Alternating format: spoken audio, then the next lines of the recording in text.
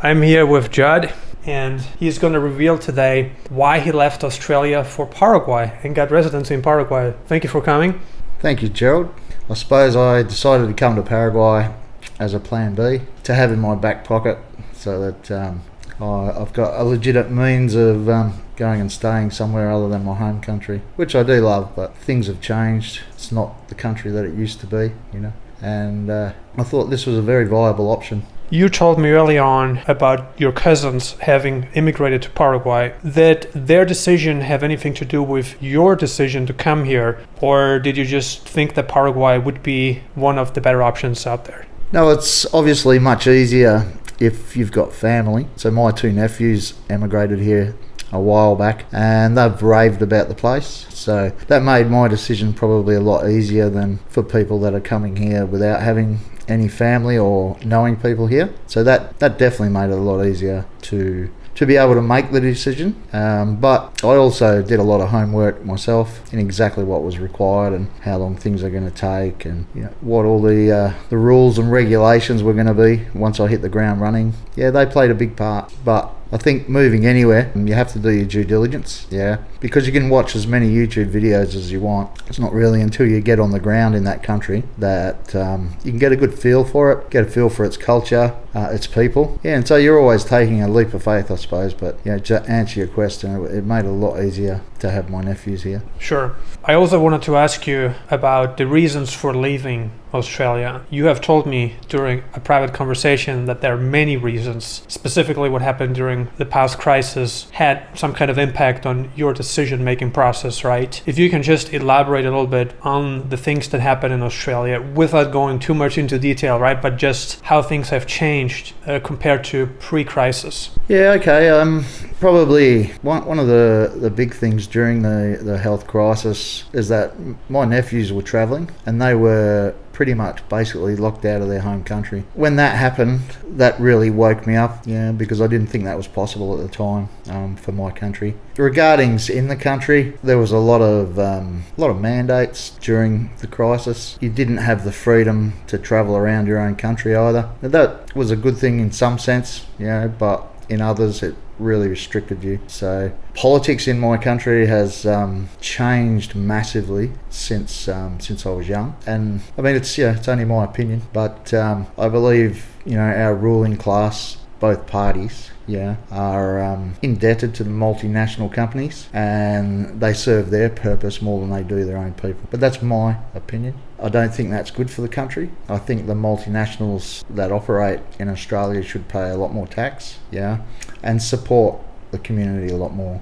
It's very expensive now, Australia, compared to what it used to be. On the grocery side of things, you have two big companies that probably cover 90% of the market. You're basically governed by them. They've driven out all competition, and farmers that grow their food and supply to these chains basically don't get a say in the cost that they recoup from these chains. They get told what they're going to get paid, and as a result of that, a lot of them. So there's all those things, but I suppose basically in a nutshell, as much as I love my country and its beauty, it's not the country that it once was. And I can only see that it's going to get worse. But that's my take on it. Like I said, that's my opinion. Mm-hmm.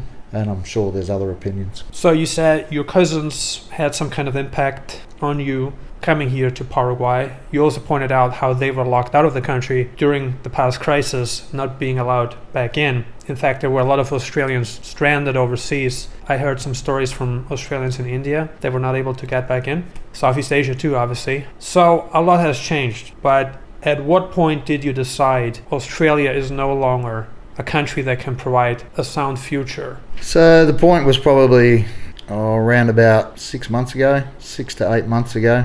I decided that I needed to get out and look around for my plan B. It's more of an insurance, just watching where the whole world is at the moment. It's a bit of a worry. So basically what I thought is I'd like to look on from the sidelines if it all goes pear-shaped, and that was about 8 months ago, I suppose, 6 to 8 months ago. And I've been doing a lot of research and obviously got in contact with you and completed all the paperwork requirements, which I had a few hiccups with that in Australia, but got that sorted out and I'm here now, which is the main thing.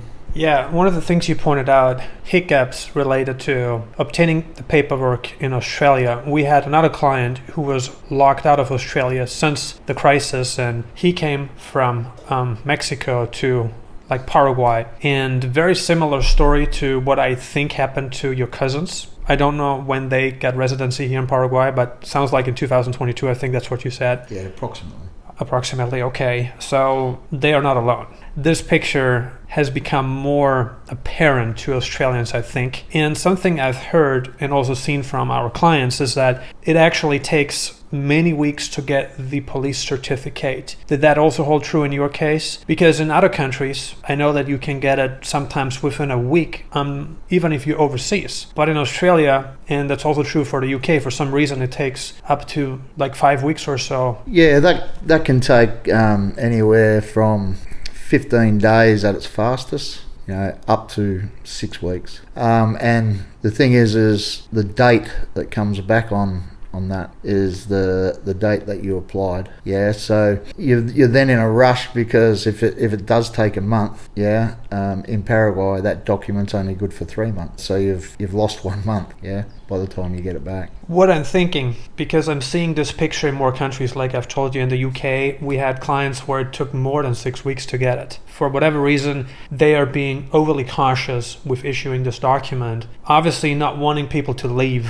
I think that's a big component, right? On the other hand, they might think, well, maybe you committed to a crime prior to leaving. It's also possible, right? So they're like, maybe we're going to wait a bit longer with issuing this document to ensure that Judd didn't commit to any crimes in Australia, right? We're also seeing this now in Canada, where people have to wait for an extended period of time before they would get the apostille for the criminal record certificate. Now, this process is taking longer now, not just in Australia, but also in the UK, in Canada. In America, it also takes many weeks, sometimes also 5 to 6 weeks. So that's pretty normal. Now, what's your take, because you left Australia to come here to Paraguay? What is your initial feel about Paraguay? Do you think you can see yourself living here? Do you think you can't? What's your take on this? Yeah, no, I can see myself living here. Obviously, I will need to learn Spanish. That's true. It kind of reminds me of Australia, say 15, 20, 25 years ago. The people are great. They're very friendly. Yeah. They're willing to help you out. I've had a couple of times where I've been down to local shops and I've had people step in and interpret for me, just off their own back, which has been great. Everyone I've met here so far has been really nice, and the part of Assumption that I'm staying in is really modern. So I'm quite liking it, and I definitely see myself being able to stay here. One thing you've pointed out about the locals being helpful, sometimes even without you asking for help. I think that's also true in Asia, where people are just incredibly hospitable and not expecting anything in return from you, just offering genuine help, something that has become more rare. In other countries, I'd say, where people are just very worried about making ends meet, or just not caring about their neighbors, or just people who they don't know. Whereas here, it's more of a collectivist society where people just care more about people they don't know. You know what I mean? So I can definitely agree to this statement, and I also agree with needing Spanish here. It's mandatory, right? Even in the fancier neighborhoods where you now live, right? So it's, I'd say, one of the downsides. Even though you get many upsides, you also get some downsides, right? But in terms of residency, I think that's a pretty good deal. You don't have to prove any income. They don't care about whether you have a pension or not. And to be fair, we don't know how long the system will stay in place. The more people come, the greater the chance this will disappear eventually. Do you have any final thoughts that you want to share? Or maybe suggestions for Australians looking to come here? Final thoughts, if you're looking at Paraguay as a viable option for your plan B or a temporary residency, definitely look into it, do your own due diligence, but all I can say is it's well worth it.